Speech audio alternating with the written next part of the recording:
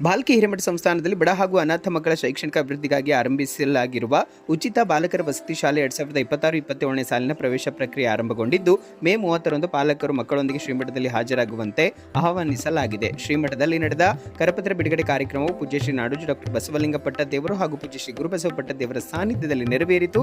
ಈ ವೇಳೆ ಮಾತನಾಡಿದ ಪೂಜ್ಯ ಡಾಕ್ಟರ್ ಬಸವಲಿಂಗ ಪಟ್ಟದೇವರು ಸಮಾಜದ ಬಡ ಹಾಗೂ ಅನಾಥ ಮಕ್ಕಳಿಗೆ ಗುಣಮಟ್ಟದ ಶಿಕ್ಷಣ ಮತ್ತು ಸಂಸ್ಕಾರ ದೊರೆಯಬೇಕೆಂಬ ಉದ್ದೇಶದಿಂದ ಉಚಿತ ವಸತಿ ಶಾಲೆಯನ್ನು ಆರಂಭಿಸಲಾಗಿದೆ ಎಂದು ತಿಳಿಸಿದರು. ಈ ಶೈಕ್ಷಣಿಕ ವರ್ಷದಲ್ಲಿ 1ನೇ ತರಗತಿಗೆ 25 ಮಕ್ಕಳಿಗೆ ಪ್ರವೇಶ ನೀಡಲಾಗುತ್ತಿದ್ದು, ಪ್ರವೇಶ ಪಡೆದ ಮಕ್ಕಳಿಗೆ 10ನೇ ತರಗತಿವರೆಗೆ ಶಿಕ್ಷಣ, ಊಟ ಹಾಗೂ ವಸತಿ ಸಂಪೂರ್ಣ ಉಚಿತವಾಗಿ ಕಲ್ಪಿಸಲಾಗುತ್ತದೆ ಎಂದರು. ತಂದೆ ತಾಯಿ ಇಲ್ಲದ ಹಾಗೂ ಆರ್ಥಿಕವಾಗಿ ಹಿಂದುಳಿದ ಮಕ್ಕಳಿಗೆ ಮೊದಲ ಆದ್ಯತೆ ನೀಡಲಾಗುವುದು ಎಂದು ಹೇಳಿದರು. ಕಾರ್ಯಕ್ರಮದಲ್ಲಿ ಜಗನ್ನಾಥ್ ಹಲಂಗಿ ಅವರು ಕರಪತ್ರ ಬಿಡುಗಡೆಗೊಳಿಸಿ ಮಾತನಾಡಿ, ಬಾಲ್ಕಿ ಶ್ರೀಮಠವು ಶಿಕ್ಷಣ ಕ್ಷೇತ್ರದಲ್ಲಿ ಮಾಡುತ್ತಿರುವ ಸೇವೆ ಅಪೂರ್ವವಾಗಿದೆ. ಬಡತನ ಕಾರಣದಿಂದ ಯಾವುದೇ ಮಗು ಶಿಕ್ಷಣದಿಂದ ವಂಚಿತರಾಗಬಾರದೆಂದು ಮಾನವೀಯ ಕಾಳಜಿಯಿಂದ ಶ್ರೀಮಠ ಈ ಯೋಜನೆಯನ್ನು ರೂಪಿಸಿರುವುದು